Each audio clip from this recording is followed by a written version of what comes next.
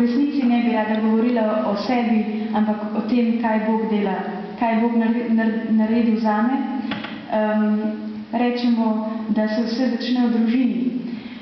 Moja družina ni popolna družina, je pa lepa družina, gorenjska družina.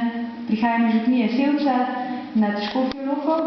Imam še 2 sestri in enega brata, vsi so mlajši od mene. Nikoli nisem zares razmišljala o redovnem poklicu, tudi zato, ker je naša družina velika družina, ker imam veliko bratrancev, sestričen in je bilo vedno veliko otrok, veliko živžala, veliko življenja, povsod, kamor smo šli. Druga družina, ki mi je tudi veliko dala, je bila moja župnija. Tam sem sodelovala v pevskem zboru, v mladinski skupini, pripravljali smo srečanja za birmance, hodili smo v hribe, hodili smo na kolpo. Veliko se je dogajalo in meni je bilo to lepo. In zato je tudi moja izkušnja vere v moji mladosti nekaj lepega. V drugem letniku, ne osnovne šole, srednje šole, takrat sem dobila popravni izpit iz francoščine. Ja, se zgodi, ne? Uničijo so se nekateri odnosi, ki so mi bili dragoceni in takrat sem se prvič vprašala, zakaj sploh živeti. A ima sploh smisel živeti. V tisti situaciji me je prijateljica povabila na duhovne vaje v tišini in ko sem prišla tja, v resnici nisem vedela, kaj zares tam počnem, ker nisem vedela, kako se moli, ker nisem vedela, kaj naj delam s svetim pismom, z Božjo besedo, ker se mi je bilo težko pogovarjati o sebi. Spoznala sem pa eno pomembno stvar.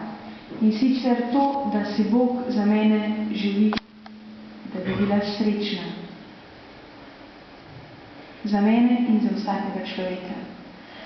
In ko sem se ozrla okrog sebe, bila sem na duhovnih vajah pri sestrah Uršulinkah, so bile okrog mene sestre in ko sem pogledala njihove obraze, so bili srečni. In sem razumela to kot, da mi Bog pravi, glej, Jana, to je pot. Če želiš biti srečna, če želiš ti biti srečna, pridi, hodi za menoj. In tam so me ni spustila. Nekateri vprašajo, kako pa v resnici veš, da je to.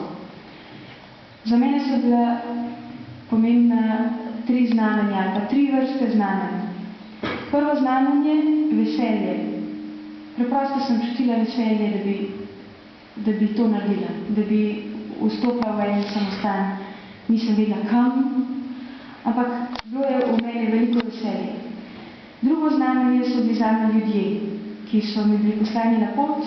Eden od njih je tudi vaš gospod župnik, ki je bil 1 leto dijakon v naši župniji, ki sem v njem veliko prejela.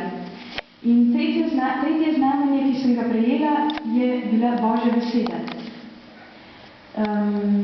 Spomnim se enega trenutka v naši cerkvi, Jože ve, da je bil v 8. klopi, da sem jaz sedela v 8. klopi, ko je on bral Božjo besedo, evangelij, in je prebral, zastonj ste prejeli, zastonj dajete. Jaz nisem mogla preslišati te besede. Mene ta beseda je premaknjena. In konec srednje šole preprosto se nisem mogla upreti klicu. Sem se rekla, če nič drugega, vse poskusiti moram, da si ne bom celo življenje očitala, da nisem nič naredila. Res je, da sem včasih premišljala, ampak meni se zdi, da jaz tega ne zmorem. Ampak njegov odgovor je vedno bil, pusti to. To je moje delo. Ti samo sprejmi, ti samo pridi. In tisti dan, ko sem začela študije latinščine in teologije, so me starši tudi odpeljali v Mecinje, v samostan, v školinski samostan. In takrat se je začela moja pot redovništva. To je bilo nekako pred 14 leti.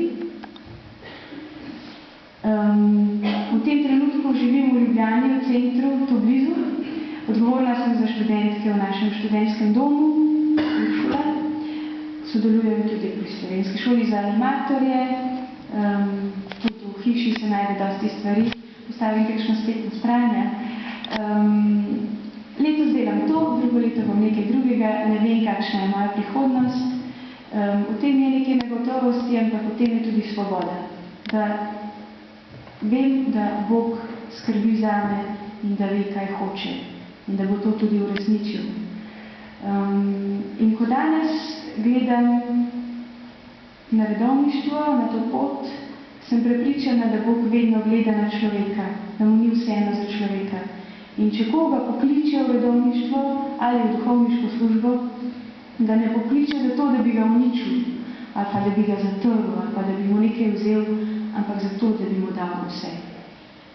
In je pa nekaj res, ne, da jaz tega sama iz sebe s svojimi močmi ne zmorem živeti.